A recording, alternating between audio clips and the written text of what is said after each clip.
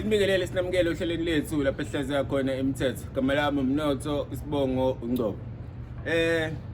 Episode 17 ke bafethu sizohlaziya namhlanje kuleli uhlelo lethu olushasha namanje esisabambisene kulo. Hey, cishe ngadideka la. Lalelani. Bafethu ngicela ukubonga kakhulu episode yethu yayizolo ibe na 44 views. So kunomehluko noshintsho likhona. Bengijwayele ukuthola boma 7 views ngosuku, kwanyuka kwaba u19, Sunday nyuka kwaba u28. So njengamanje bese ku 44 views. Kusho kona ukuthi iyahambeka le ndlela. Phela umehluko ubona kancane kancane. Kodwa futhi lento ezokwenza ubone umehluko ukuzinikela nala ngathembisi khona. So bafethu ngithanda ukubonga kakhulu ngesupport eninginikeza yona. Ushintsho ngalibona kancane. Lana ngicela uqale ngikhulume nomuntu ngaphambi kokuthi sihlaziye imithetho namhlanje. Ngicela uqale ngikhulume nomuntu othi naye ufisa ukuposta uYouTube. Bafethu, uYouTube ngomhla ka 1 February 2027 uzonyusa ama-watch hours from 4,000 watch hours to 8,000 watch hours ukuze ukwazi ukuqualifyela ukuthi ube monetized. So ngaloko ngizama ukuthini? Zama mfethu ukuthi ukuthi kuyisifiso kuwe ngaphakathi khona. Sebenzisa lokho nako ukuze ukwazi ukusungula lento oyifisayo uzokwazi ukufika la ufuna ukuya khona. Ngamafuphi nje ngithi qala manje mfethu uposte ku-YouTube and make sure ukuthi uba consistent, unganaki okunye nokunye. Ama results amahle nowafisayo ukufica ngendlela. Wena ukubalekile uqala njengamanje kumele uqale ngako ukuzijwayeza ukuposta, khuluma phambi kwecamera kanje until uzube trained. Mfethu waposta onke lawo ma video unganaki okunye nokunye. Ukuze uzokwazi ke nawe monetize, because I think kungelula njengamanje kanje kuzoba nzima kakhulu mangabe esenyukile ama-watch hours. So ngiyacela bafethu mawuthi umuntu othanda upost content ku-YouTube, posta fethu manje fethu. So yeah, iloko nje bafethu bengifuna ukukudlulisa. Asingene kwa namhlanje umsebenzi. Namhlanje imithetho esihlaziyayo imithetho yokuzihlonipha. Ngoba ukuzihlonipha kubalekile uma umuntu ophilayo. Okay bafethu, number 1 wethu namhlanje uthini ke? Uthi phuma kumjolo okuhlukumezayo, ungabekezeleli udoti. Yes, ngisho njalo. Bafethu ake nifunde ukuzicabangela, ukuzithanda nokuzikhetha. Ngisho ngathiwa kufika umuntu kuwena wakuthembisa izulu nomhlaba. Kholelo ekuthenini phela nawe neyakho indlela yokwenza izinto nophila ngayo. Uma ngabe lowo muntu ekuphambukisa kuleyo nqumo yakho, kulezi nqumo zakho, msuse eduze wakho mfethu. Kunabantu abaningi abangaphili impilo yabo ngendlela zabo ngenxa yokuthi basemjolweni bahlukumezayo futhi sebeyasaba ngisho ukuphuma kuyo. Uyabona bafethu, ngiyaza kulula ukuqala phansi, kodwa kungcono ukuqala phansi kunokuphila ngokuyisola usuku nosuku impilo yakho yonke. Awani nokuthi uNkulunkulu uzokubusisa ngesikhathi esinganani ukhona la emhlabeni, kodwa wena uhleli ubekezelela udoti ongayindawo nje.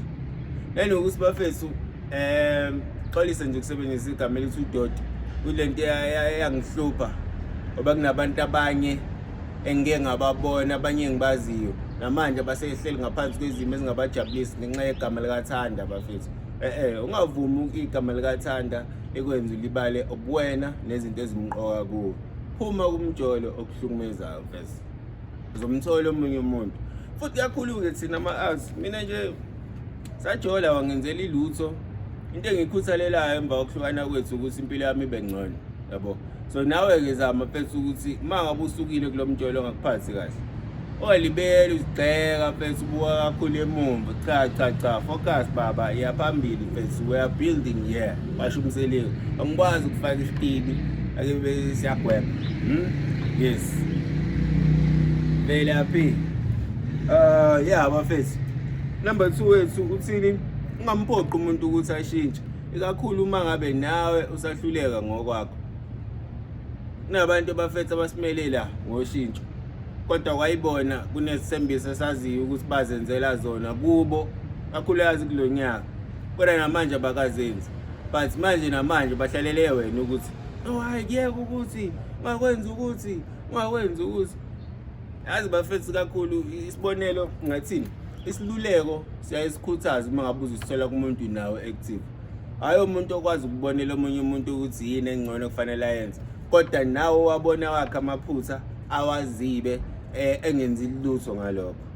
Yabo, ingozi-ke leyo nto ayikhuthazi kakhulu bafethu. Ungamphoqi umunye umuntu ukuthi ashintshe, ikakhulukazi ma nawe usahluleka ngokwakho.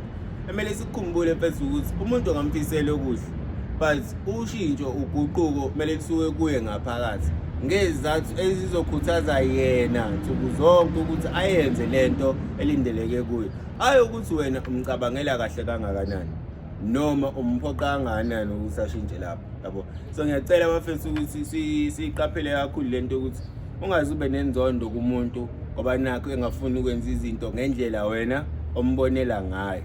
Bafethu, ushintsho luqala ngaphakathi and umuntu kumele abe willing ukuthi abambisane nalelo shintsho noma lenze empilweni yakhe bafethu. So ngiyacela ukuthi singamoshi energy, singamoshi nje energy yokuthi sibe nenhliziyo ezibuhlungu ngenxa abantu abangafuni ukuguquka. Efethu, hey, kusuka kuye lo muntu loyo fethu. Ma bengekho kuye futhi kulungile fethu yabo, kodwa uyoyithola ngelinye ilanga into yomkhuthaza. Mhlawumbe into yomkhuthaza ukubona wena ushintsha uzenza lezi zinto nawe wathi uyiguqule empilweni yakho. Yabona, mhlawumbe-ke nayo yoqala enze kangcono, kodwa asingayikhathazi, singalibele siphatheka kabuhlungu ngabantu nabo ababonayo ukuthi abenzi kahle mfethu yabo.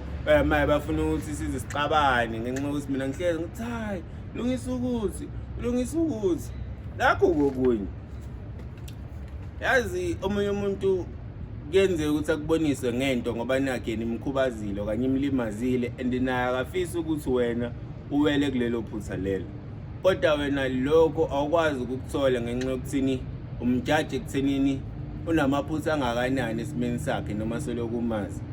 Kanti esinye isikhathi bafethu ulwazi olumqoka noma oludingayo eliyokusiza empilweni ngeke uhlezi uthola kulo muntu olindele kuye, ngeke uhlezi uthola kumuntu like izinto zakhe zimhambela kahle yonke into. Yabo, sometimes uyolulekwa umuntu okade umbukela phansi ethi mekululeka futhi akuphisa inkosi omphefumulo nesenyama sengamihla ngemihla mfethu, into ngeke wasoze wayikhohle.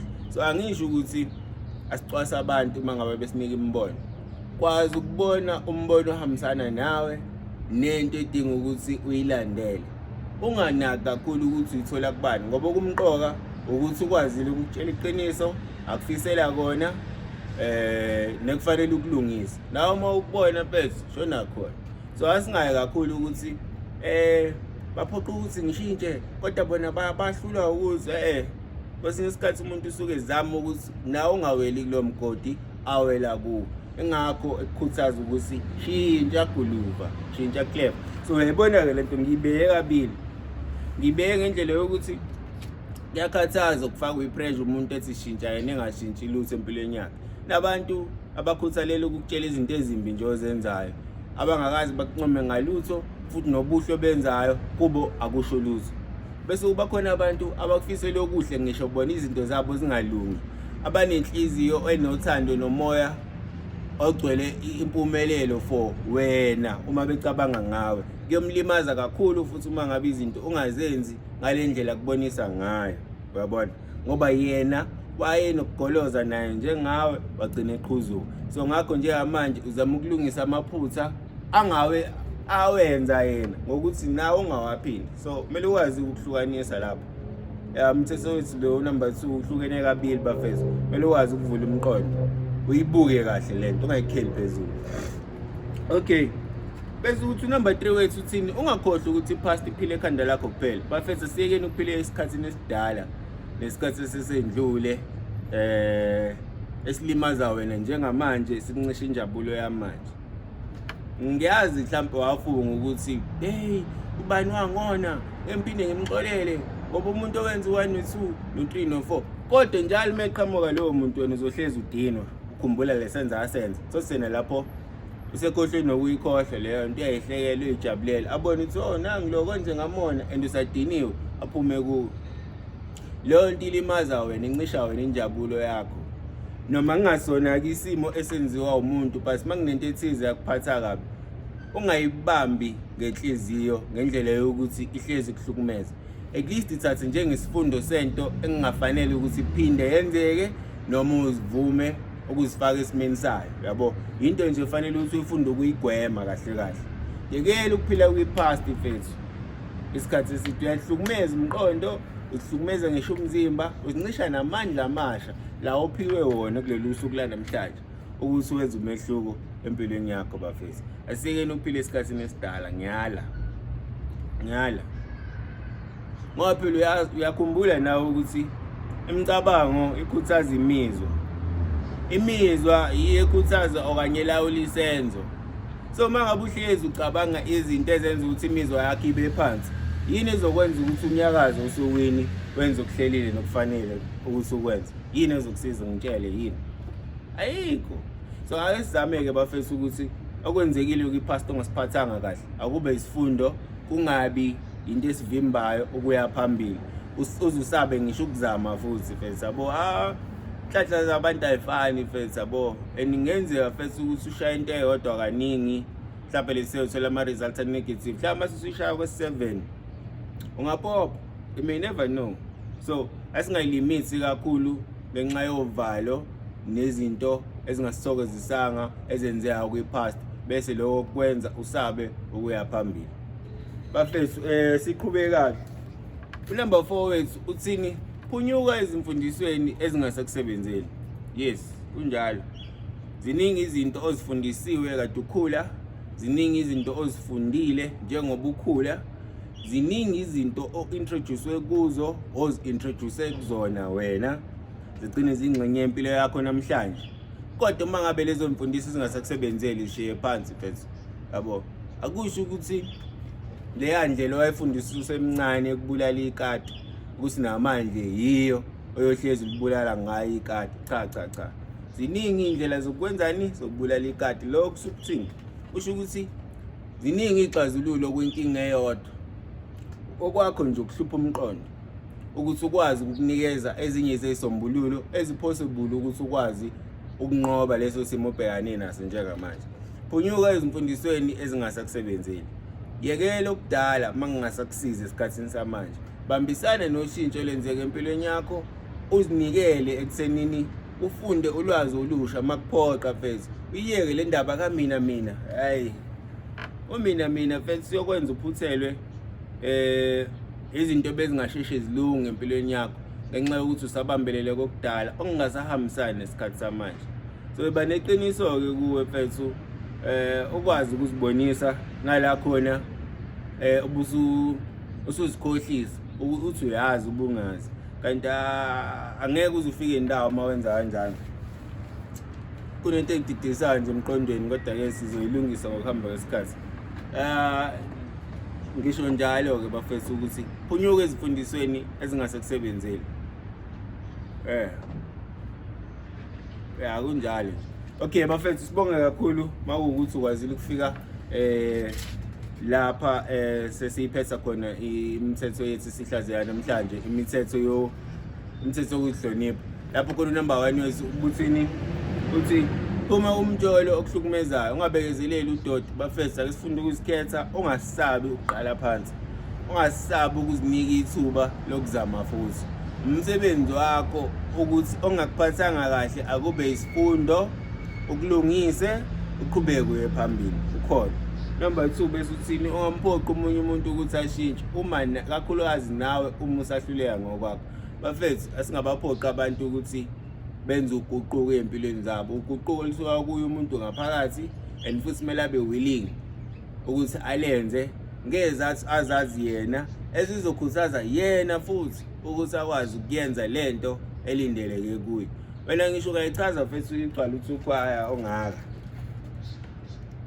Yena uma engayiboni uzombona njengesilima and leyo nto izokwenza ukuthi ugcine usumzonda kanti leyo nto ayisiyo into ekufanele ukuthi ivumele ikubuse noma ikulimaze mfethu. Ushintsho lisuka kuye umuntu ngaphakathi and awumphoqi umuntu ukuthi ashintshe.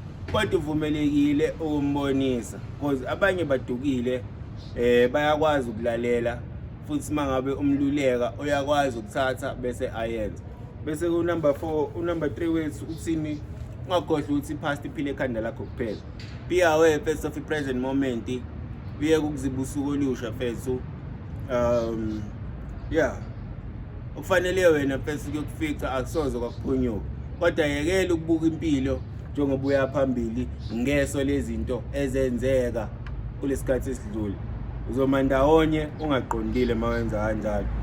Bese ke unumber 4 esuthini uphunyuka ezimfundisweni ezingasakusebenzeli. Kunezinto kade zingxenye yempilo yakho uyisebenzisa uzenza njengamanje uyabona ukuthi ushintsho alikho empilweni and akunyakazeki ngalendlela lo ofisa ngayo. Zinukeka amaqhwa, ubheke ukuthi yini oyenzayo engasahambisani nawe ekuvimba kulolu guquko olifisayo esikhathini samanje, ukuze ukwazi ukuya phambili bafethu. Ngikhuthaza lokho kakhulu. So bisho njalo ke imithetho yethu ke namhlanje ukuzihlonipha besihlaze bafethu. Mawusikwazi ukufika egcineni, ngiyabonga kakhulu. Office uqala YouTube bafethu, ngicela aqale manje aposte bafethu, abo post bafethu. Imphumela mfethu izokufica ngendlela. Okubalekile izisho ngapha. Yabo nami sometimes engigoqa. I don't feel like engathi ngayenza lento engiyenzayo. Okay, I do feel like engathi ngayenza, kodwa kuthatha amandla nomzimba kungitshela otherwise. But ngoba into ezongikhuthaza nengifuna ukuyibona mina imphumela yayo lento nokuphusha kwami, and ngiyazi ukuthi angeke kube lula. Ngakho namanje ngiqhubeka, nakusasa usazongibona, na next week, na next month kuyoze kuphela unyaka. Nangonyaka ozayo futhi ngiphinde ngibuye. Okwamanje inhloso ukuthi umuntu akwazi ukukhulisa ama-subscribers, at least bafethu sikwazi ukureach aboma 3000 subscribers kuwo lo nyaka phambi ukuthi uphele, and bese siba monetize. So ngiyacela bafethu ni-like, ni-comment, ni-subscribe.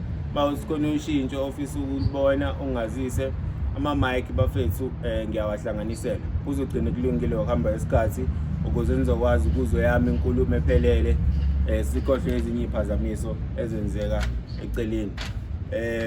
Siyabonga kakhulu bafethu, khanye kwani.